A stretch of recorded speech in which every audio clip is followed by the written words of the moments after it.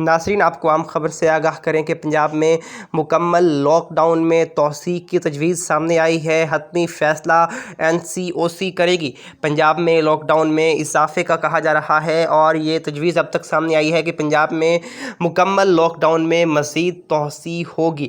یہ مزید توسیع کب ہوگی، یہ NCOC اس کا فیصلہ کرے گی۔ اور کرونا کے بڑھتے ہوئے کیسز کے باعث کیا کرونا SOPs پر عمل درآمد ہو رہا ہے یا کرونا کے کیسز کی کیا صورتحال ہے، اس پر NCOC میں مشاورت ہوگی اور NCOC اس چیز کا حتمی فیصلہ کرے گی کہ پنجاب میں آگے لاک ڈاؤن لگنا ہے یا نہیں، اور اگر لاک ڈاؤن ہوگا تو کب تک ہوگا۔